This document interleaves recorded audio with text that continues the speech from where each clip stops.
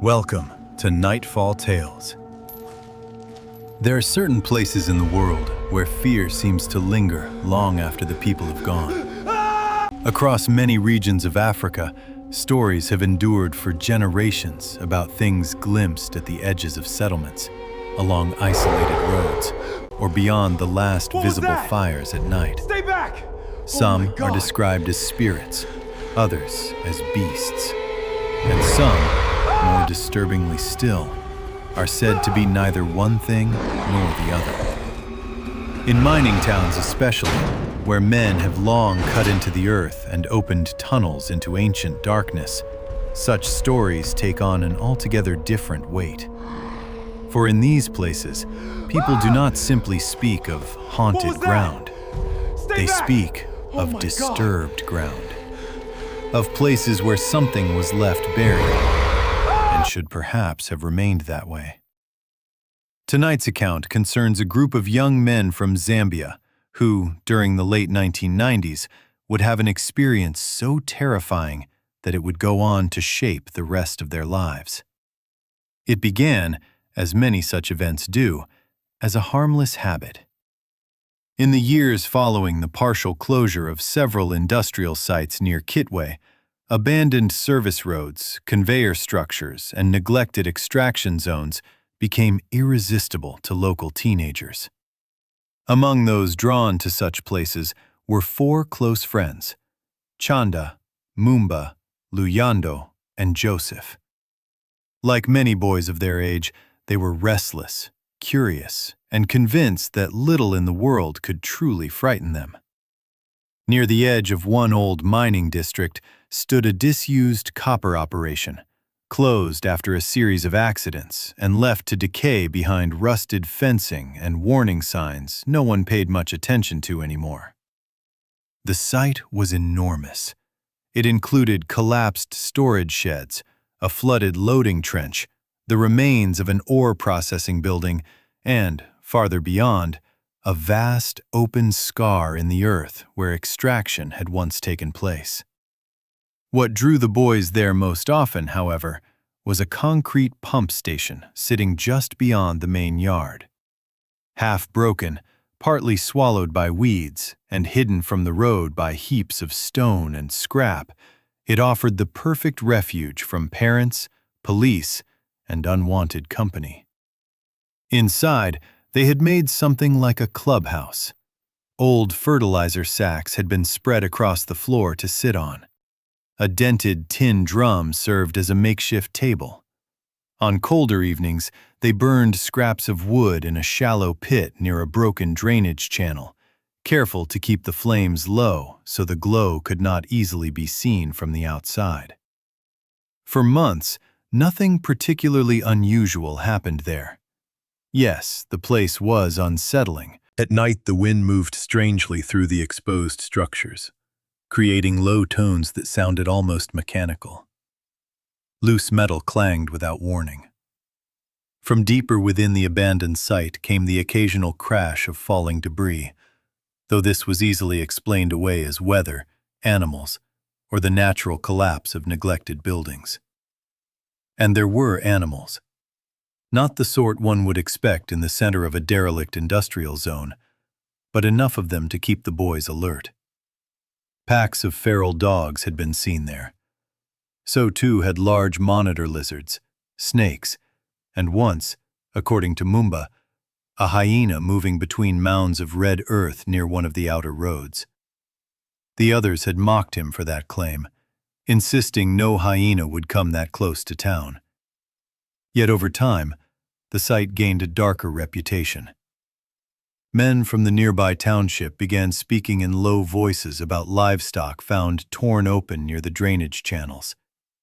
A night watchman employed at an active warehouse not far from the abandoned mine reportedly refused to patrol alone after sundown, claiming he had heard something walking on 2 feet across the sheet metal roofs.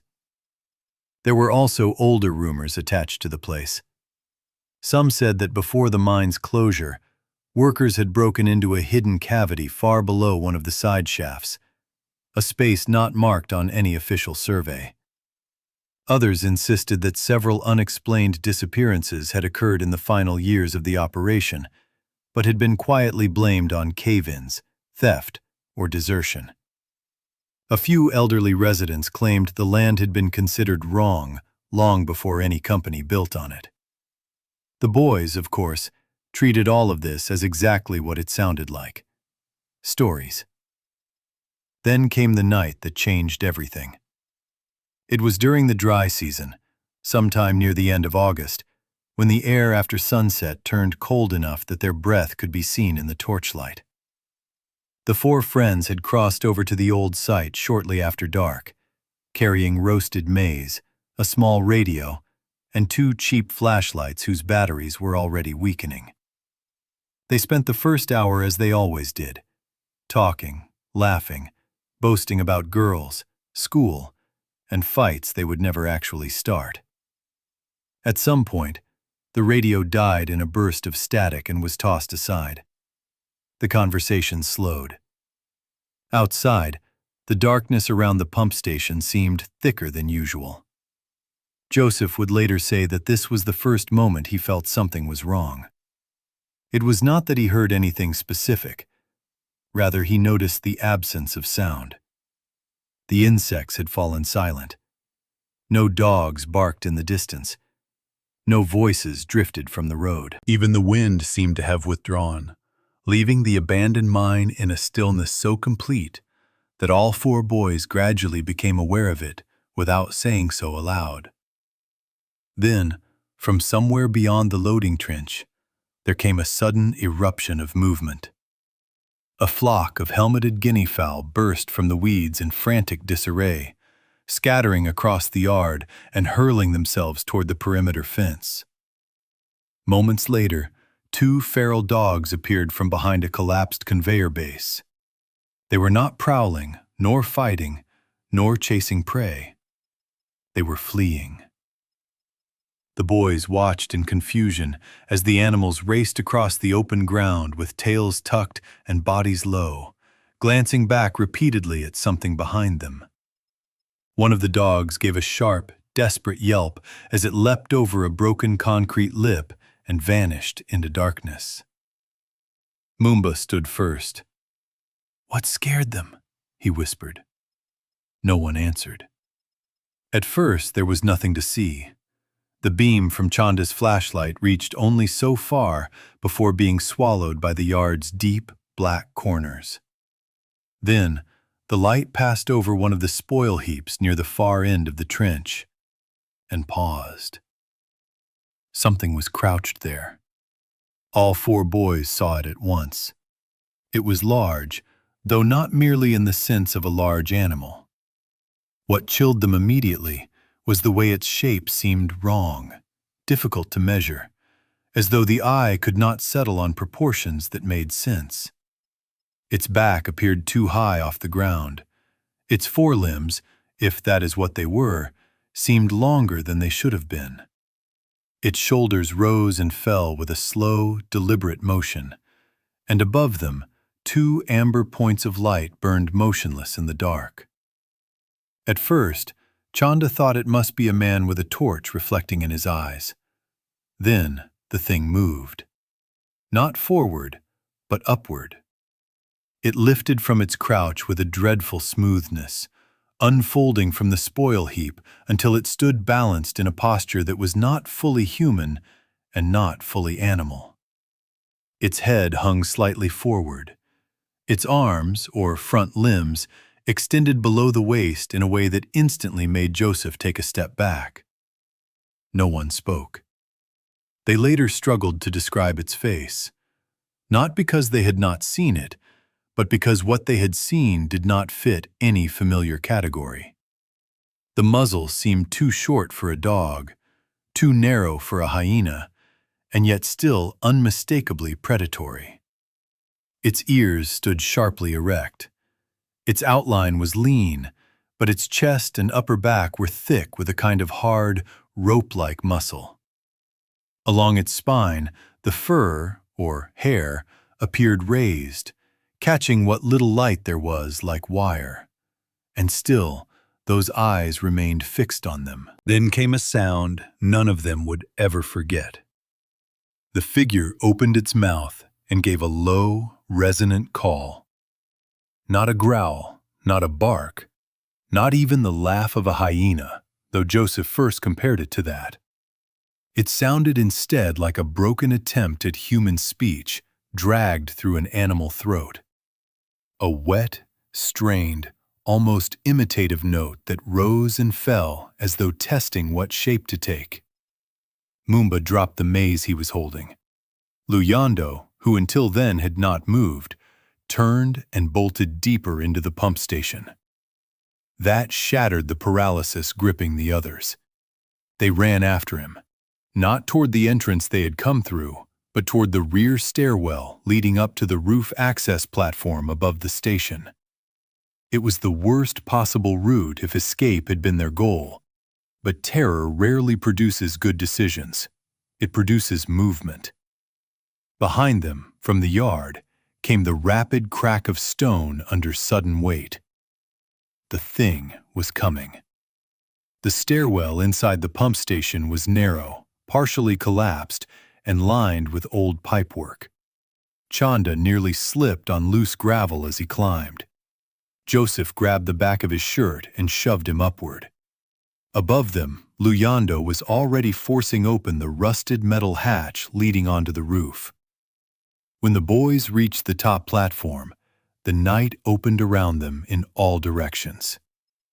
From there, they could see the vast, dark shape of the abandoned mine stretching beyond the broken structures, and farther still, the faint, distant glow of occupied homes near the main road. It felt both exposed and hopeless. Below them, in the stairwell, something had entered the building. They heard no panting, no snarling, only the measured impact of steps, slow, deliberate, heavy enough to vibrate the metal rails. Joseph shone his flashlight down through the gap in the staircase and immediately wished he had not.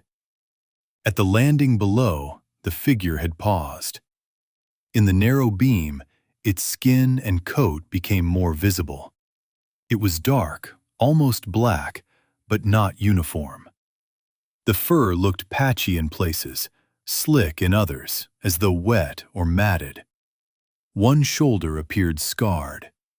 Its chest rose with shallow breaths, and its hands, if hands they could be called, ended not in paws, but in elongated fingers tipped with curved black claws that clicked faintly against the concrete. Then, horribly, it tilted its head. The expression was not animal confusion. It was consideration.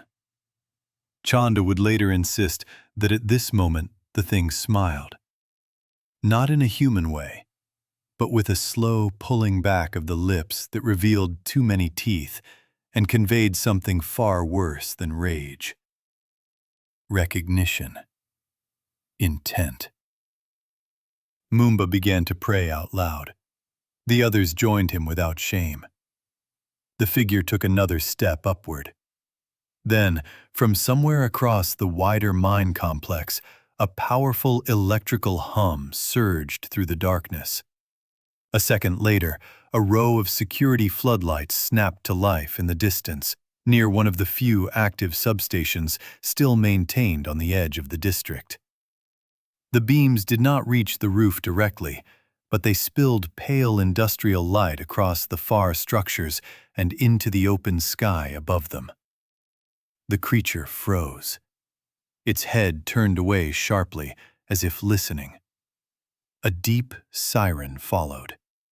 It was the warning signal used before controlled night blasting at a nearby operational quarry, a place several kilometers from the abandoned site.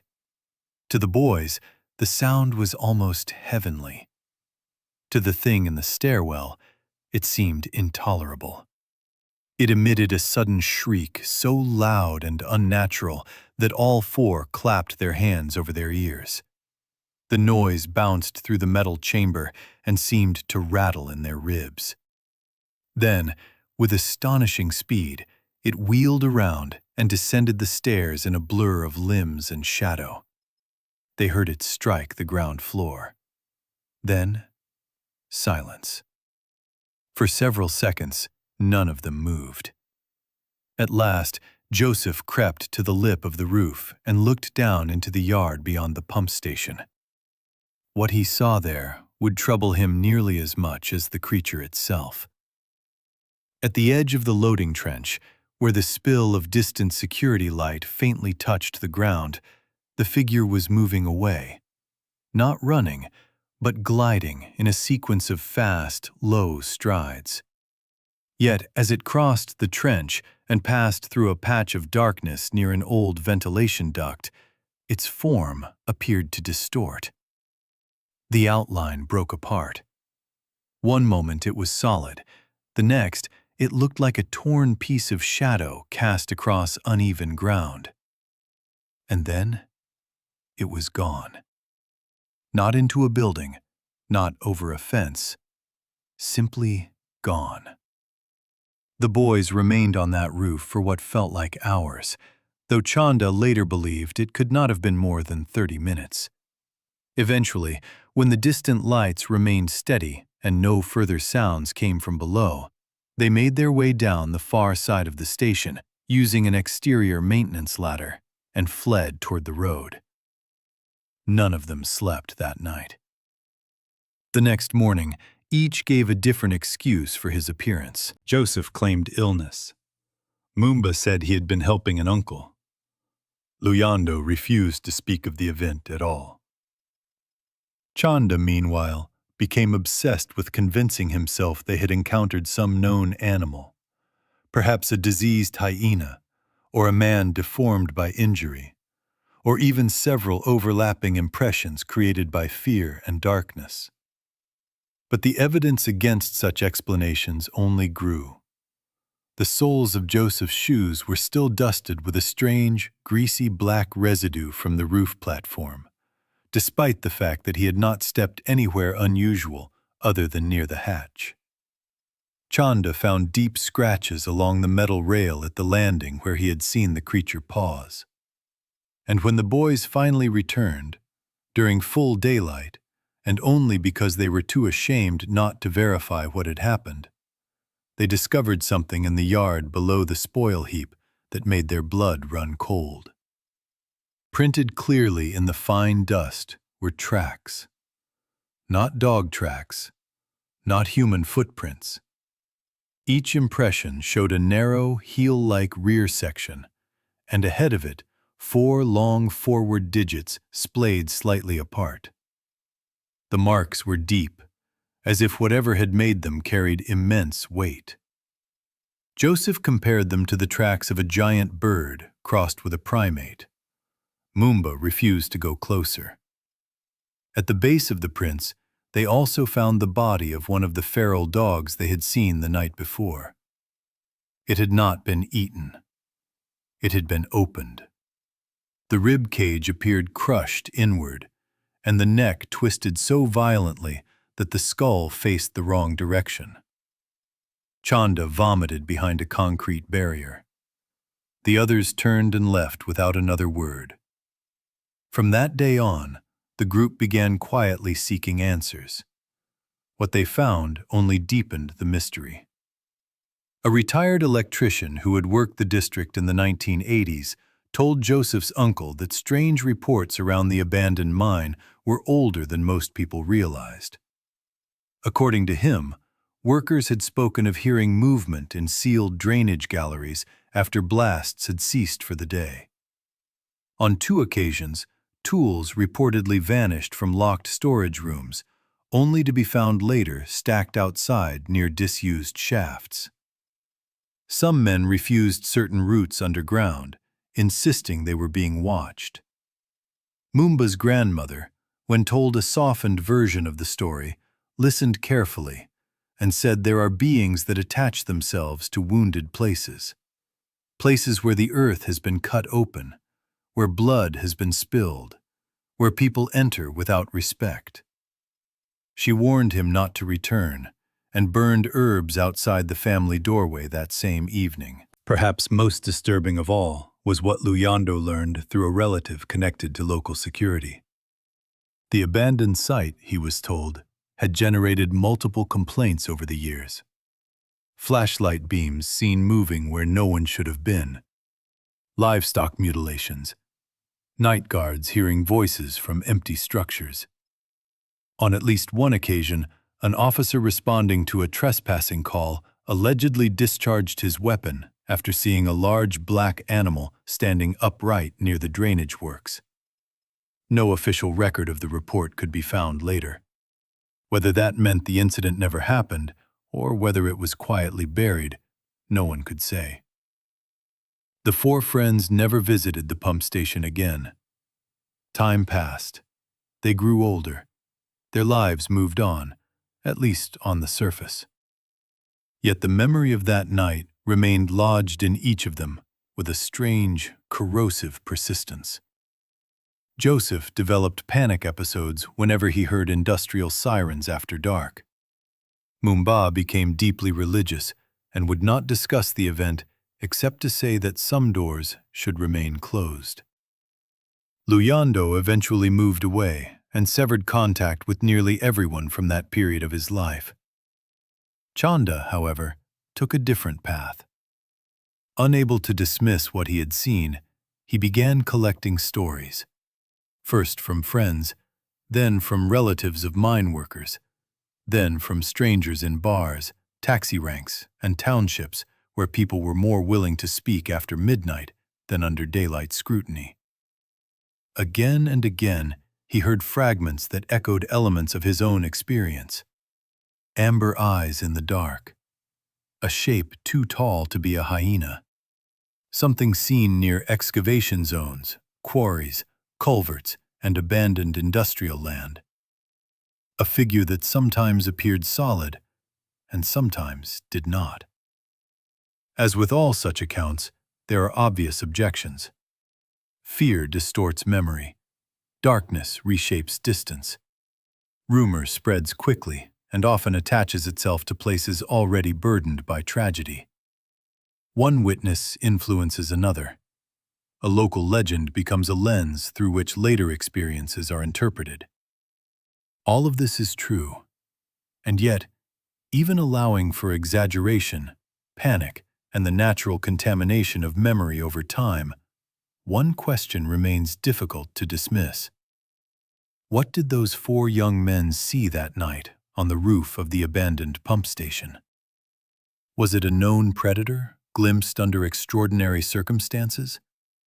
A criminal or outcast whose appearance and movements became monstrous in retrospect? A rare but natural creature driven into the outskirts by hunger and habitat loss? Or did they, as some still insist, encounter something that was never entirely flesh to begin with? Something old, something territorial, something drawn to broken ground, and the human impulse to dig too deep. Today, the abandoned structures near that part of Kitwe have been reduced further by weather, scavenging, and time.